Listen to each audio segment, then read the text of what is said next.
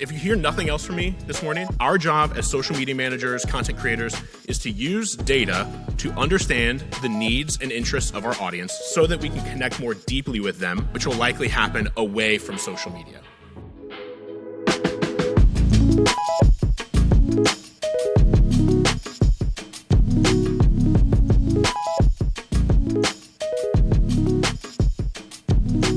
Great to see all of you. I've already seen a number of friends this morning. I love seeing friends here. I've had the privilege of being at this conference a couple of times. I've spoken once before, so I'm glad to see some of you again and some of you for the first time. Like you said, my name's Chris. I'm the Director of Content at Moody Global Media, which is the media ministry of the Moody Bible Institute. I'm responsible for all of our on-air radio content, as well as setting up our yet-to-be-formed, yet-to-be-announced digital media division that we will announce sometime in the near future. I started blogging, just to give you a little bit of history of myself. I started blogging on LiveJournal. Does anyone remember that? In 2003, I was in 8th grade, and much to the chagrin of my friends and family, I haven't stopped creating content on the internet since. In fact, I've made a career of it. I've advised and worked in a number of roles in two pretty significant Christian media ministries over the years. First with Lifeway Christian Resources for about 7 years. Then I went to Moody Publishers for about 3, and now I've been with Moody Global Media almost for the last year.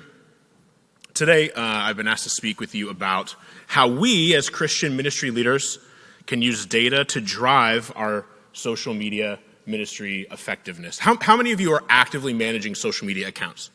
I just would like to get an idea. Okay. Actively managing social media accounts. How many of you have been doing that for less than like a year? Newish. Less than 3 years. Okay, some newer. Less than 5 or fewer. Okay, so everyone else has done it for 5 or more. How about 5 or more years have you been doing this? All right. How many of you don't directly manage social media, but it's kind of part of your purview, it's part of your responsibility, right? Okay, so a number of you. Great. Well, before we start talking about what steps we need to take in the present to serve us well into the future, I want to take a peek at the past. So I'm going to start with a bit of a story, then we'll get to some real practical applications, and we're going to move quickly. So if you're taking notes, God be with you, and I'm happy to email these to you afterward, these slides, if you want. So first, we're going to talk about the pivot to video that wasn't. When Facebook Live launched around the end of 2015, the beginning of 2016, I was skeptical of how successful it would be. Was anyone around in social media land when Facebook Live launched? All right, a few of you folks in the trenches with me back then. At the time, I was overseeing the blogs and social media of 3 of Lifeway's 6 vice presidents, helping position them on the internet as subject matter experts and kind of knowledge leaders in their fields. And I spent a lot of time in meetings with them talking about the best way to use social media to get their message out for the good of our organization.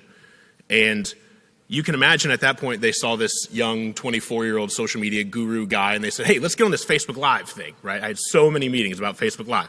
And I just remember saying, man, I just don't know. Live video is going away. People are cutting the cable cord. What's this live nonsense? Look at streaming. Look at on demand. There's no way Facebook Live is going to blow up. I just don't get how they're going this direction. Well, I was wrong. Or at least it appeared that I was wrong for a while.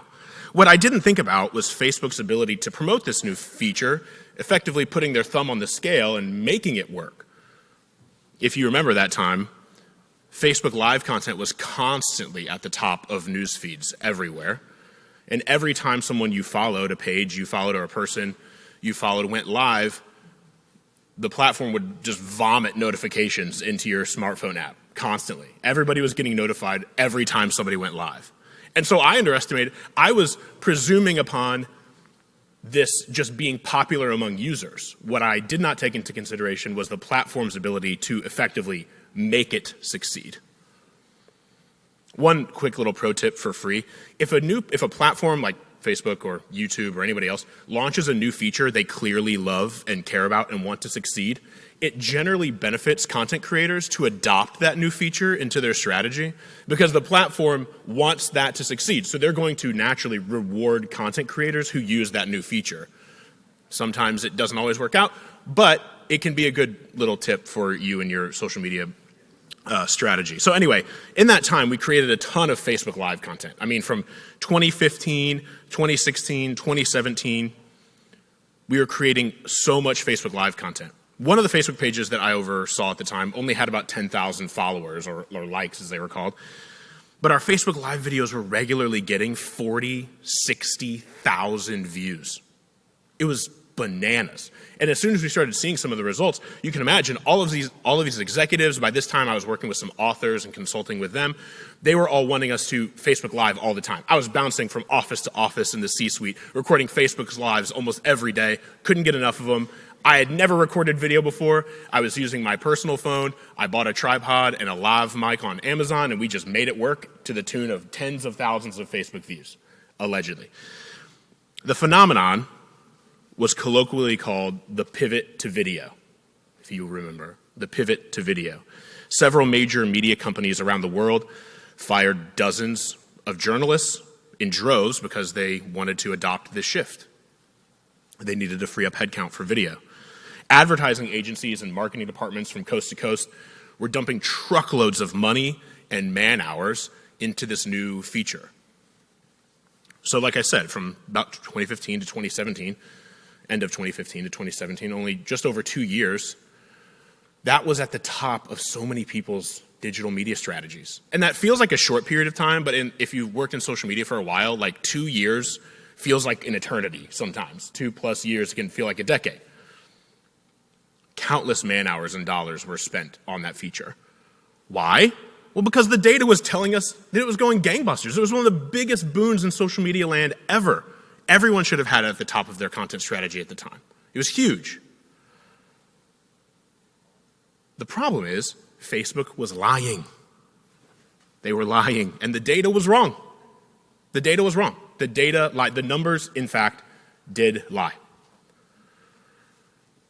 While there had been rumblings as early as 2016 through some reporting from the Wall Street Journal and others that the numbers were being artificially inflated, it wasn't confirmed until a lawsuit that was filed by some small some small advertising agencies in 2018 revealed that the Facebook video metrics during that time were inflated by anywhere from 150 to 900%. 150% to 900%. So how many people were watching those 40 to 60,000 view videos that I was spending hours and years of my time on? Who knows? 300? I don't know. Facebook settled that lawsuit for $40 million, which they probably made back in like 12 hours, and then went on finding other ways to make a profit at the expense of its users' well-being, but that's a discussion for another time. How do we take that? How do we take this data that was false and adopt it into our understanding of how we use data for social media ministry effectiveness? I think it's important to just know you can't always tell social media data, you can't always expect it to tell the truth or even the full story.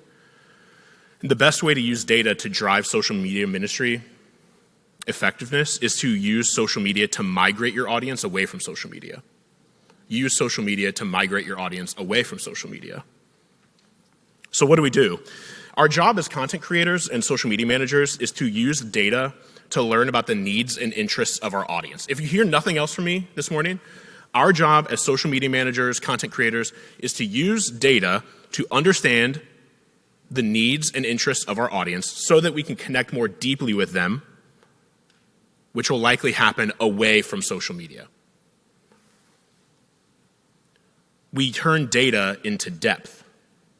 And social media, in my experience, allows for only a relatively shallow amount of depth. It's like the front porch of a house or something like that. You can only have so close of a relationship with someone if you never actually let them in. Social media kind of gates that intimacy and that depth of relationship. It can only go so far. Some of you probably know that from experience and you know why, but you need to be moving those relationships away from social media to deepen them and create true value from them. So the topic I was asked to address with you all today is using data to drive your ministry's social media effectiveness. And in short, you use data to make your social media efforts more effective by understanding your audience and serving them more effectively. Numbers are no good if our interaction with data does not lead us into a deeper relationship with our audience. I'll get more into data kind of toward the end. I want to talk about data specifically. But numbers are no good if it doesn't lead to depth of relationship with our audience. That's really what they're for. So these are kind of 5 steps. It's not always this clean. Anyone who's worked in social media knows it's not always this clean. You can write these down if you want, but each of these will be on their own slide moving forward. Note takers out there, I'm with you. This is how you turn data into depth, to oversimplify. First step, pay attention to data that matters. I think there's a temptation in social media management and the marketing world in general to get caught up in vanity metrics and numbers that don't necessarily serve as the most helpful indicators of depth of relationship with an audience and an engagement with an audience and what they care about. Not all data is created equally. I hope if you're running social media or you work with data at all, you know not all data and numbers are created equally. They're not all the same. If we want to use data to make our ministry's social media work more effective and lead, which in the way I define that is leading to a deeper relationship with our audiences, the people to whom we're trying to minister, whom we're trying to get to join us in ministry, the way we do that is by paying attention to the data that actually matters. So I've also oversimplified this a little bit, probably. But here are 2 columns for you. On the left are numbers I think we should be keeping a close eye on. On the right are numbers that I wouldn't be keeping such a close eye on. That's not to say that the data on the right is worthless and you should never pay attention. Don't hear me say that. The numbers, the data that's represented on the right can be very helpful. It really can. But the data on the left, those data points are going to be much more valuable in gauging what's important to your audience, how to engage with them, and how to best serve them and build a deeper relationship with them. Engagement, reach, and obviously I tried to make these as universal across platform as possible. These might be called different things based on platform, email, whatever. But generally you want to look at engagement, reach, watch time, open rates for email, rather than impressions, follower counts, video views, which are usually just 3 seconds, and what does that communicate? Or even email list size. I've often joked, this isn't necessarily true, I've often joked that an email list is only as big as its open rate, not its actual subscriber list. So pay closer attention to things like that. I don't know what each one of you do or what your time management looks like, but I know when I was running social media on a daily basis, like when I was overseeing all of Lifeway's social media operation and I was handling the @Lifeway handles back in the day, I didn't have nearly enough time to look at all the data I wanted to look at. You don't probably have 10 hours a week to be crunching numbers and building weekly or monthly reports or whatever else. You probably have a pretty limited amount of time to be crunching numbers, so you just have to be selective. That doesn't mean you can't, you need to. You need to be looking at data to see what is effective and what's resounding with your audience and all of that. But you have a limited amount of time, and you can't get caught up in vanity metrics that might look impressive, but don't necessarily mean very much. So after we've sifted through all the data and tried to pick out what's available, what's most important, what's most relevant to understanding our audience, you have to discern what your data says about your audience. This is one that I could talk about for the rest of my time, but I'm not going to. What is even the point of tracking data on social media or any other online platform? Is it just to watch number go up, graph go up and to the right? Maybe my boss will be impressed and I'll finally get that raise I've been wanting? No, hopefully that's not the only reason we're tracking numbers and looking at data. We look at data because data is at its core communication. Data is communication. That's what it is, especially when we're working in social media. I can't speak for other areas of industry. In social media, data is communication. I've often joked in my books or in conversations with people, social media is like shouting into the void, especially if you don't have much of an audience. I've written in various spaces like articles and such online over the years. Sometimes I'm writing at places that have massive audiences. Sometimes I'm writing at places that it truly feels like I'm just shouting into a void. I'm like, is anyone there? Data is the void shouting back. Data is the void shouting back, and it's usually not just an echo of your own voice. Data is at its core communication. Outside of the literal content of comments or direct messages, which that's obviously communication, what content performs well and what content doesn't perform well is a communication point from your audience of what matters to them, what needs they have, what their pain points are. That's what these numbers represent. is communication from your audience and what's important to them. We don't track data for data's sake. A lot of us love data. I've worked with a number of people who are like obsessed with data over the years. If anything, on the scale of, on the spectrum of caring too little about data to caring too much about data, I probably I'd probably lean toward caring too little about data for a number of reasons, just experience over the years. But I've befriended and worked with a ton of people who care too much about data. And that can lead to some pretty rough spots too. That's a ditch on the other side of the road. I'm prone to fall into the other one. But we don't track data just for data's sake. We track data on social media and in our discipline to better understand our audience and what their needs are. All right, third. Next, after discerning what numbers to pay attention to and how they apply to what your audience wants, then you actually have to make content your audience wants, right? This is like data feeds into this.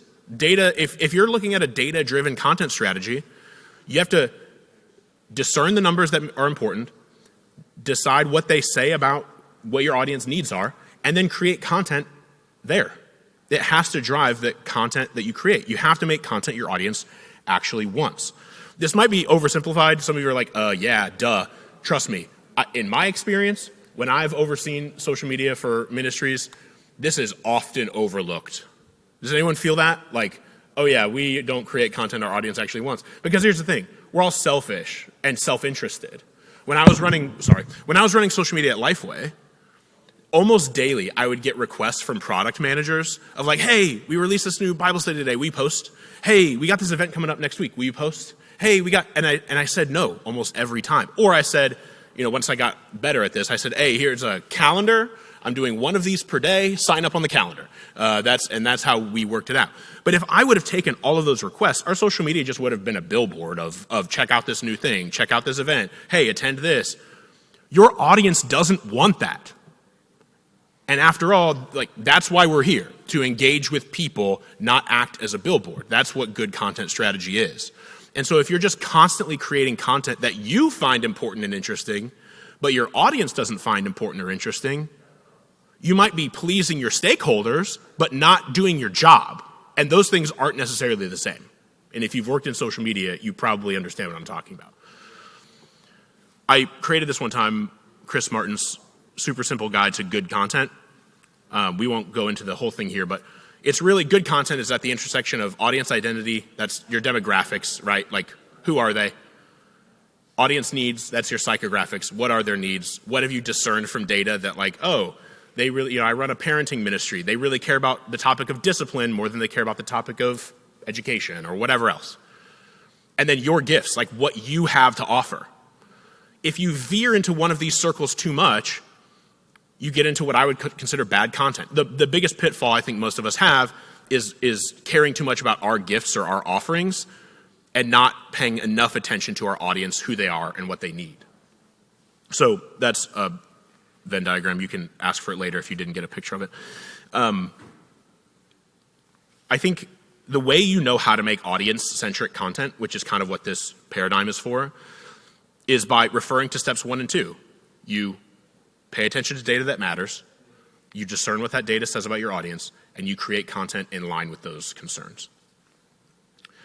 Fourth step, after you've created content, you're building an audience. Hopefully, the way I've talked about this, I don't mean for this to sound more like hunting or predatory than it means to be, but like you're stocking the pond. You're stocking the pond full of fish. You have to be creating an audience and attracting an audience. You're stocking the pond of fish by creating content your audience wants and cares about. Then you get to step 4, you shepherd your audience away from social media. So you've used data to create a solid content strategy, you've attracted a significant audience, and now you start fishing the fish out of the pond. The pond is social media. You start fishing the fish out of the pond, taking them preferably to an email list, a direct mail list, other owned CRM platforms, or whatever else. You need to evacuate your relationship with your audience away from social media. Now, that doesn't mean you abandon social media at all. You keep stocking the pond. Because if you just stock the pond once and you fish and you never stock it again, well, you're going to run out of fish, right? So you keep stocking the pond. But again, social media is the front porch. You're bringing people in to this first level relationship. But if you want a deeper relationship where you're sharing content, you're developing a donor base, you're trying to get people to join a mission trip, You're probably not going to best do that I know you're not going to best do that on social media. That's a level of depth of relationship that you'll probably have to find elsewhere via an email list or some other deeper, less algorithmically driven platform. If you've been in the social media game for any period of time, you know that once upon a time on Facebook, your ministry could reach organically about 20% of its audience. If you're doing real great, maybe 40%. I remember a couple of our pages I oversaw were doing closer to 40%. Most of them were closer to that 20% number. This was like 2014, the halcyon days of 2014 on social media. That was the average organic reach rate 11 years ago, 20%, often 30 or 40. Today, the average organic reach rate on Facebook hovers around 1%. That means on Facebook, if you have 1,000 people following, again, these are rough numbers. If you have 1,000 people following your ministry on Facebook, in 2014, a given post would on average reach about 200 of them, which simultaneously sounds not great, but also in terms of the present sounds incredible, because the average reach rate you're going to have today is going to hover around 10 of that 1,000. Today, you have to pay to reach 99% of the people who have opted in to see your ministry's content on a platform that's algorithmically driven, like Facebook as an example. If you want a deep relationship with 100% of the people who have expressed an interest in your ministry, you must take that relationship as quickly as you can away from a platform that's going to make you pay to interact with them. So evacuate them to a platform, email, otherwise an owned media platform. Fifth and finally, and then I want to say something about data before we go. You have to create depth on other platforms. So that's what I was just saying. This is pretty straightforward, so I won't belabor the point here. But by moving your relationship with your audience deeper into the house, off the front porch, into the living room, where you can sit down and have a conversation and not worry about a platform's business interests or the whims and whimsy of the algorithm to decide whether or not you get to interact with the people who say they care about your ministry, you have to do that someplace else. Like, you have to use social media to leave social media. It cannot be the primary place you have a relationship with people.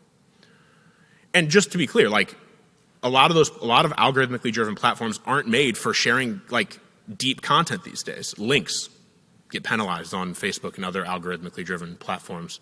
You have to take the relationship elsewhere. Email, direct mail, some other CRM, whatever works best for you and your ministry. There are a lot of ways to do that. You can create some depth of relationship on social. Don't hear me say that it's totally useless in that regard. But I think you eventually, if you really want to use data effectively on social, use that data to get away from it. Let me just say a couple things on data real quick, and here's the final slide. You can email me if you want. I'll be around hosting a roundtable later as well to talk, and you can email me any questions or concerns you have, or if you want this deck or whatever. I just want to give you a few thoughts on data as I wrap up here. Some of this I've already said in some ways, some of it I haven't said. How many of you, before I say this, how many of you feel like love crunching numbers and data? Raise your hand. Like, man, I'm a data wonk. I love numbers, love stats. It's fun. How many of you dread doing like a monthly analytics report or like, oh my gosh, looking at your data is awful? There are a lot of people who are just like totally ambivalent about data, I suppose. I've felt both ways over the course of my career. Sometimes I'm like a numbers wonk and I love looking at data. Sometimes I just like dread looking at data again because it feels like tedious and not fun. So I've been there. I've been both sides. If I had time, I think it's important for us to recognize that not all social media effectiveness looks good on a monthly analytics report. Like, data can and should be used to drive your ministry's social media effectiveness. I think I've explained that a bit here of how it can be used to understand your audience, gauge their interests, and create content that serves them. It's useful. But data not only sometimes lies, it doesn't tell the full story. I have so many examples over the years in my work on social media that I've done personally, that I've seen in people I've managed. There's a lot of really great work ministries do that would not show up in an analytics report or a data point.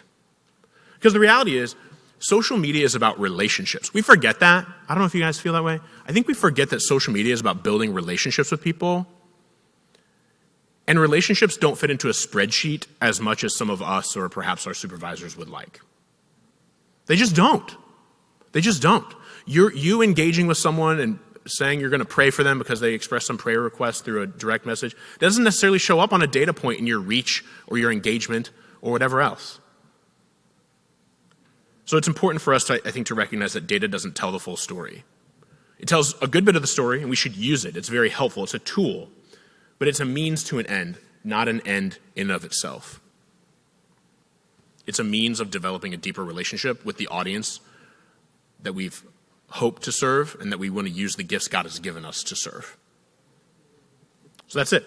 Thank you for your time. Thanks for engaging. I look forward to chatting with some of you afterward, and thanks for being here.